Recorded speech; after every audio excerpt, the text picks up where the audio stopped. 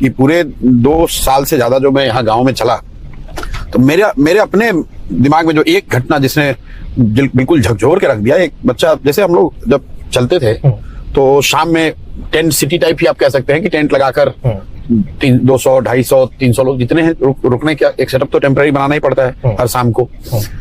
तो उसमें पहले जब हम शुरुआती दिनों में हम लोग खाना जब खाते थे तो ग्रामीण लोग भी वहां पे आ जाते हैं खाना खाने के लिए। उसमें चूंकि गरीबी बहुत है और खाना कुछ विशेष नहीं है, बहुत है तो खिचड़ी खा सकते हैं आप या चावल दाल जो बेसिक बना हुआ वो लोग खाते थे। एक बच्चे को मैंने देखा खाते हुए और इतनी क्वांटिटी में खा रहा था कि थोड़ा मतलब सरप्राइजिंग लगा। सरप्राइजिंग इस सेंस में कि आप सोचते हैं यार बहुत ज्यादा खा लेगा अगर आदमी तो बीमार पड़ जाएगा। तो मैंने उस बच्चे से पूछा, भाई कितना खा सकते हो? तो बोला सर जितना दीजिएगा उतना खा लेंगे। तो फिर मैंने पूछा कि घर पे भी इतना रोज खाते हो? उसने जो बात कही उसके बाद कि सर आज तक ऐसा हुआ ही नहीं कि मेरा पेट भर गया हो और तसली में खाना बचा हुआ। ऐसा कोई दिन उसकी जिंदगी में नहीं हुआ जब उसने खाना खा लिया और खाना बचा हुआ, और खाना भी कोई डेलिकेसी नहीं, भात नॉर्मल चावल की बात हो रही है। मतलब इतना भी चावल नहीं है कि उसका मतलब उसको बच्चे को ये लगे कि मेरा पेट अब भर गया और फिर भी अभी चावल बचा हुआ है। मतलब उसका पेट उस हिसाब से कि चावल है कितना। ये इतनी बड़ी मतलब दिल को झकझोर देने वाली बात है कि मैं उससे उबर नहीं, मतलब कई बार उसको सोचता हूँ, 1-2 बार मैंने कहा भी लोगों को। तो ये आंकड़ों का गेम नहीं है। और फिर हम लोग बात करते हैं कि विश्व गुरु बन गए, अरे इतना विकास हो गया। ये दिखाता है कि कितनी बड़ी चुनौती है।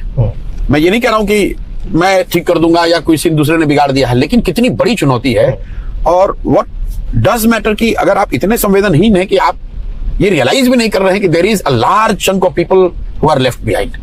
हमें ये भूलना नहीं चाहिए कि एक बहुत बड़ा वर्ग करीब करीब मेरा अपना अंदाजा है कि 600 से 700 मिलियन लोग, मतलब 60 से 70 करोड़ लोग हैं जो बिल्कुल अभी छूटे हुए हैं। और उनका जीवन, और उसको आप प्रोसेस देख लीजिए। जब सरकार कहती है कि हम 80 करोड़ लोगों को अनाज दे रहे हैं, अगर आपको हमको कोई लाकर जिस तरह का अनाज दिया जा रहा है, कोई देगा तो कोई थोड़ी नहीं लेगा, लोग उसको ले रहे हैं। ये दिखाता है कि नीचे उसकी कितनी जरूरत है। पहली बात, मैं ये नहीं समझता हूँ कि 80 करोड़ जो लोगों को अनाज दिया जा रहा है सबको जरूरत है, लेकिन उसमें 50-60 करोड़ तो ऐसे जरूर है कि अगर वो उन अनाज से उनके जीवन के जीने पर असर पड़ता है। मैं ये नहीं कहा जा सकता कि अनाज ना मिले तो नहीं जिएंगे, लेकिन असर पड़ता है कि उनके बच्चे भरपेट भोजन कर पा रहे हैं कि नहीं, इसका असर पड़ता है। अगर वो सस्ता अनाज ना मिले या फ्री अनाज ना मिले तो उनके जीवन पर फर्क पड़ता है।